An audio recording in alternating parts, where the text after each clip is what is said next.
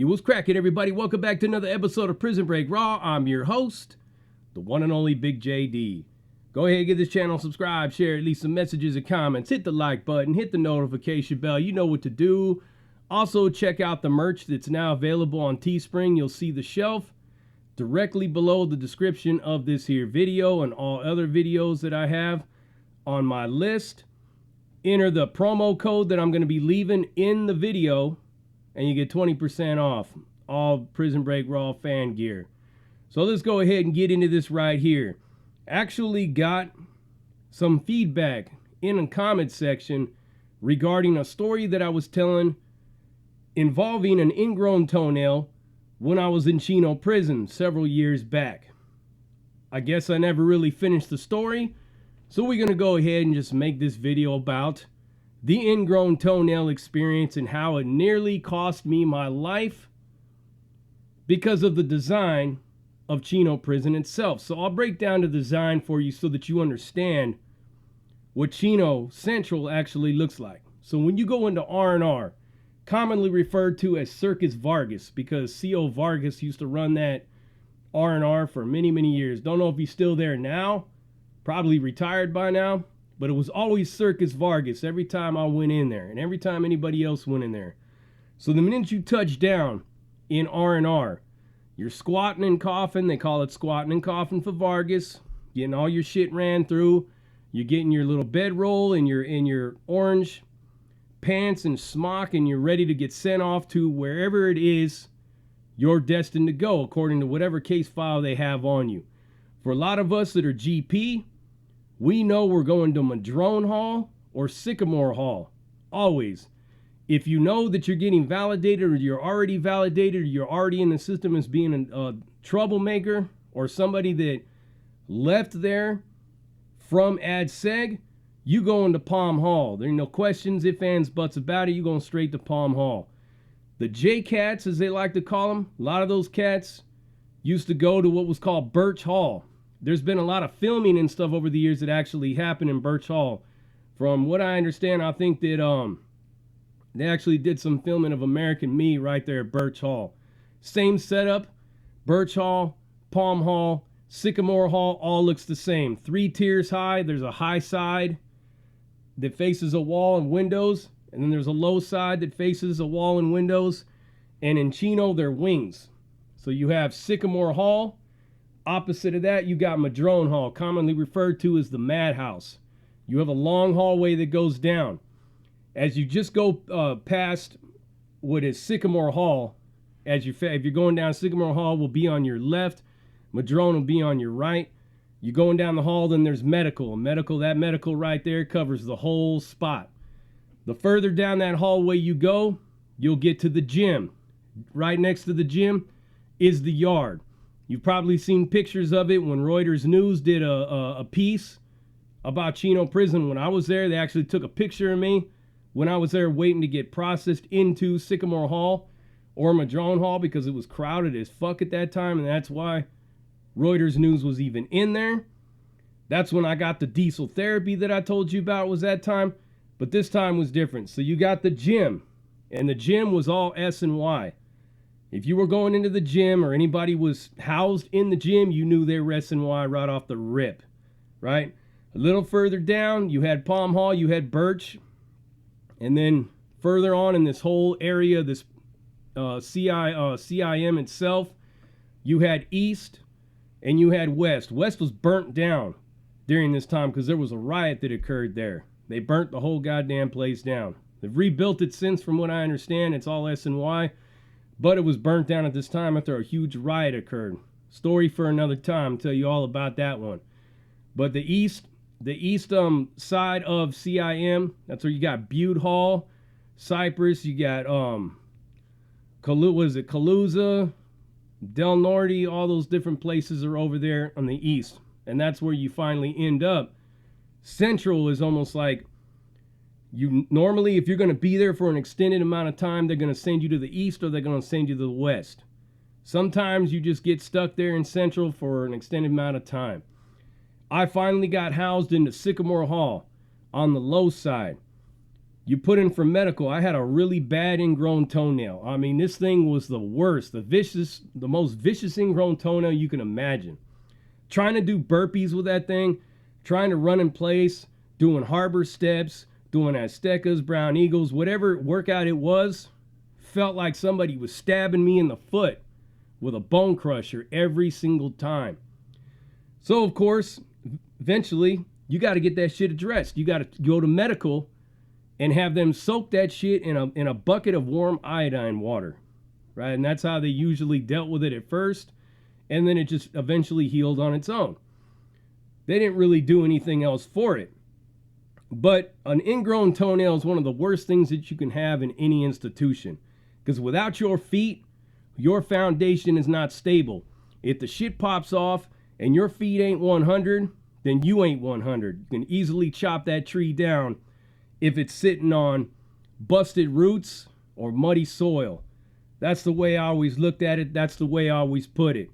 So there it was, ingrown toenail, out of control. It felt like it was almost, the toenail felt like it was almost going to grow all the way around my whole foot and just carve it out as you would see carving an orange with an orange peeler.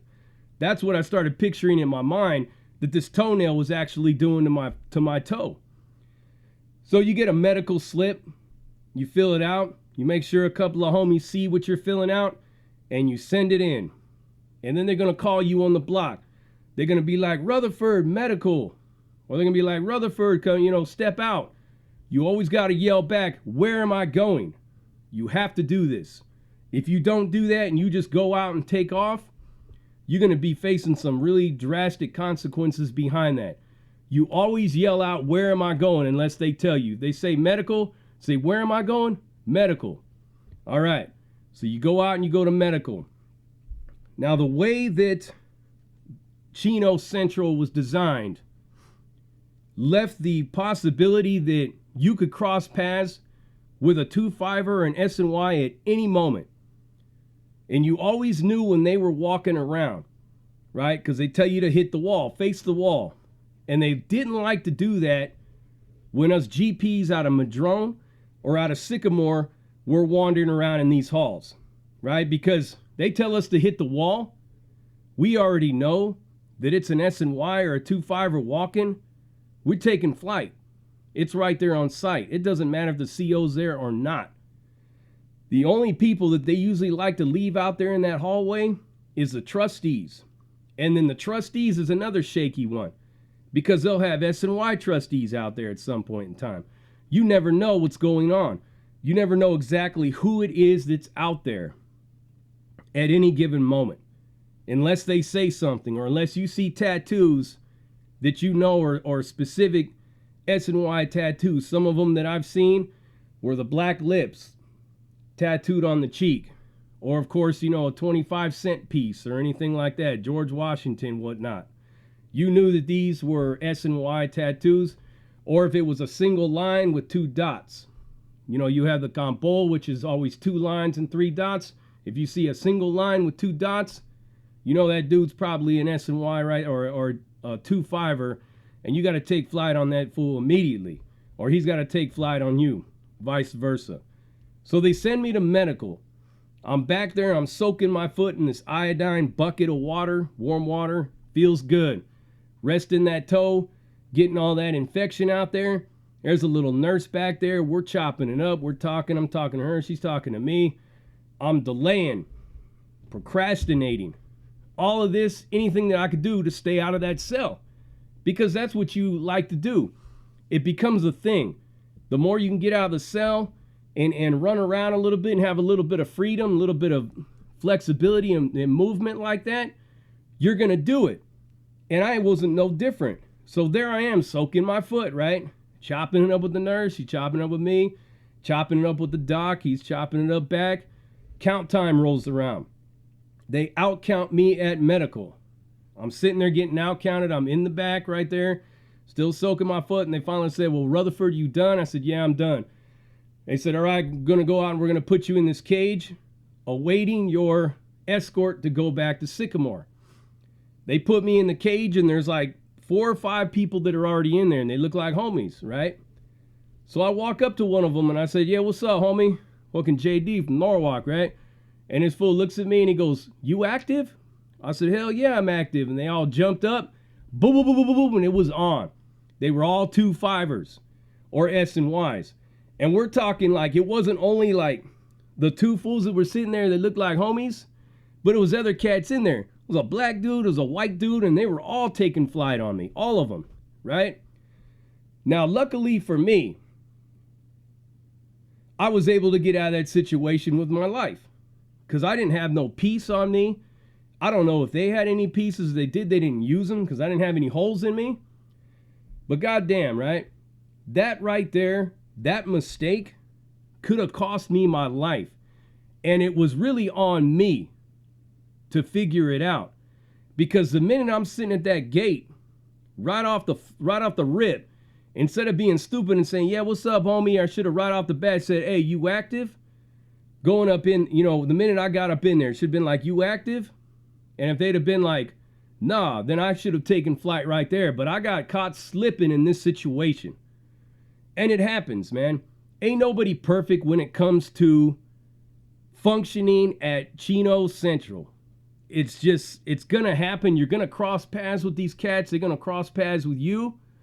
And you better be completely 113% aware of all of your surroundings at every given moment, man, because one of these situations could occur at any time.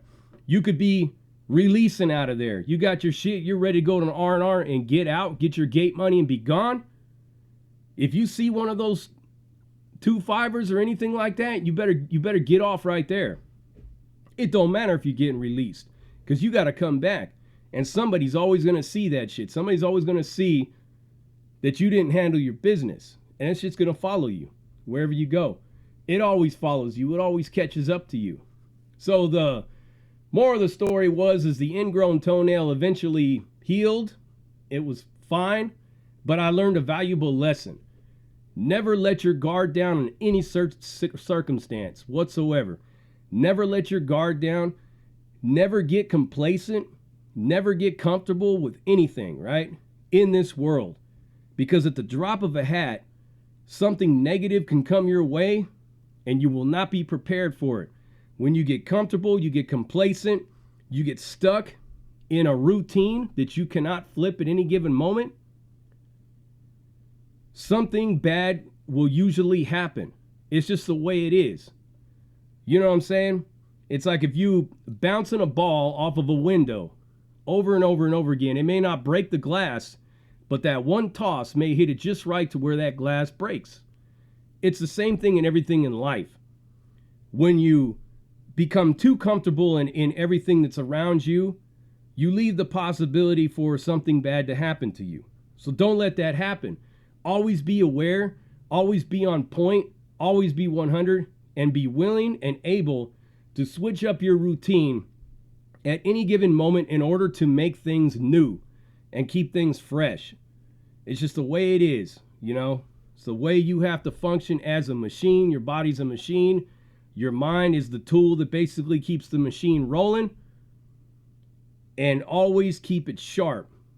Always be aware of your fucking surroundings. And if you ever at Chino, definitely be aware of your surroundings because they're flipping that place around all the time. Don't even know what it is right now. For all I know, Madrone Hall and Sycamore Hall are both bad. And everywhere else is good. That's the way it rolls over there. It's just like that. So there it is in a nutshell.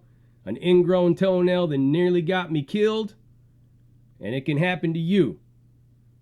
Just by simply going to get fixed in medical. I paid $5 for that ass whooping too, by the way. $5, man. They took out of my trust account for the ass whooping. Damn. And that's Chino. Prison Break Raw, uncut, uncensored, no holds barred, non-sugarcoated, non-politically correct, all up in your face, slapping you with that dick of reality, and I'm out.